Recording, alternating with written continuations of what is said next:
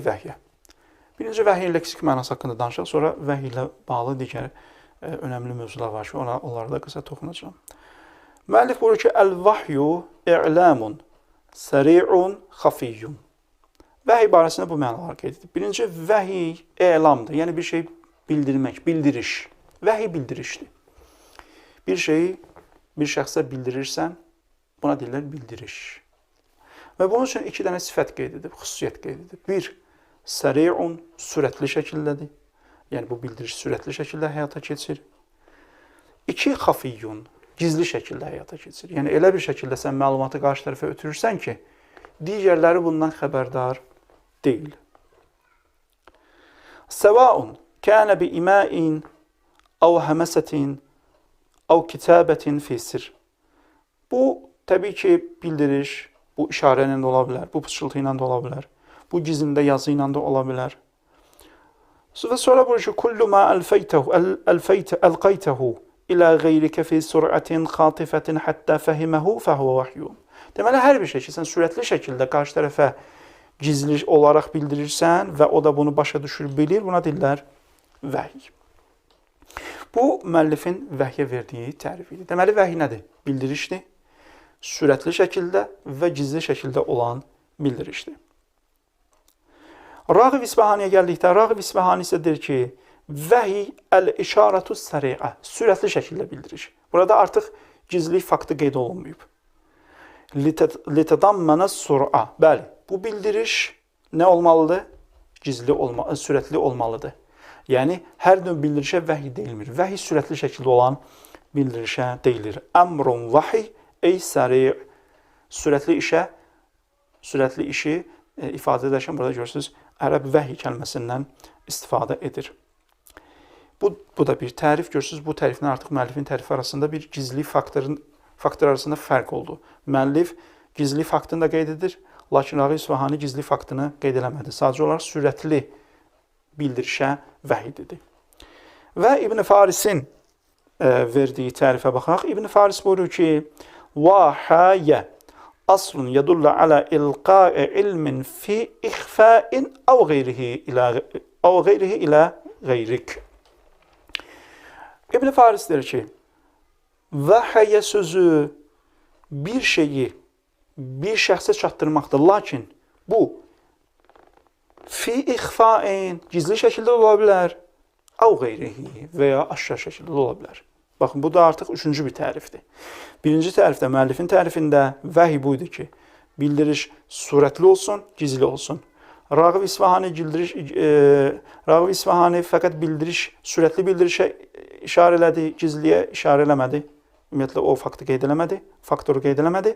Lakin İbn Farisin tərifində burada artıq bildirişin sürətli olması ki, digərlərində qeyd olunub, gizli olması və gizli olmaması hər ikisi qeyd olunub. Müəllifin tərifinə fərq olunub. Müəllif tərifdən ancaq gizli olmağı qeyd edib, lakin İbn Faris həm gizli olmağı, həm də aşkar olmağı bunu qeyd edib. Yəni, müəllif üçün, İbn Faris üçün əsas olan bildirişin sürətli şəkildə həyata keçməsidir. Amma bu, bəzən açıq şəkildə ola bilər, bəzən isə gizli şəkildə ola bilər.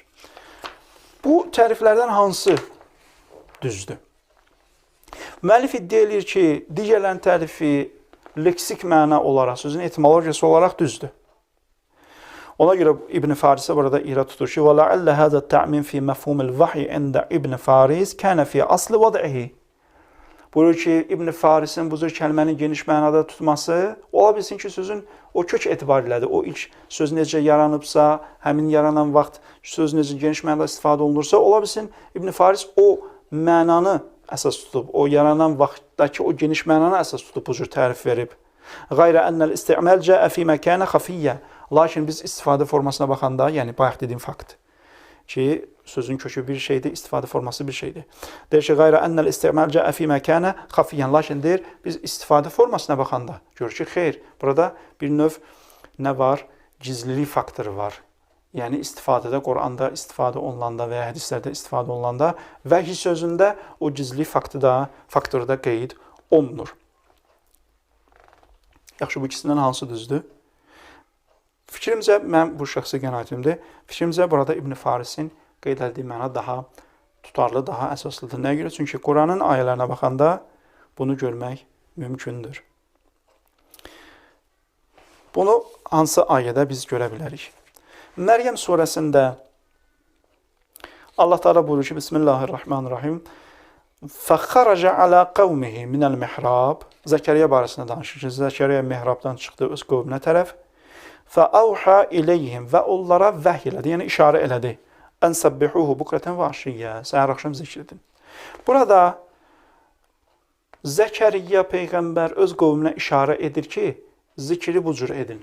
Baxın, burada hansısa bir gizli işarədən söhbət gedə bilməz ki. Burada Zəkəriyyə Peyğəmbər qövmünün qarşısına çıxır, cəmaatın qarşısına çıxır və onlara gizli şəkildə yox, aşkar şəkildə təbii ki, nəyisə başa salır.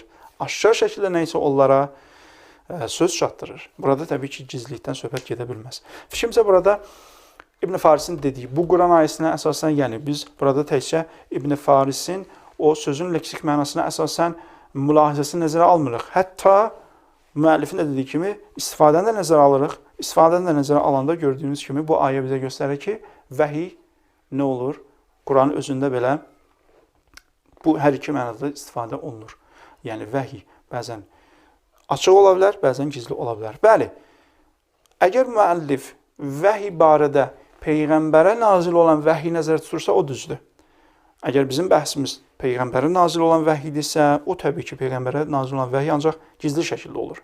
Amma yox, biz sırf Quranda keçən geniş mənada vəhiyi əsas alırıqsa, o zaman yox. Quranda vəhiy fərqli mənalara işlənib və hər iki formada da istifadə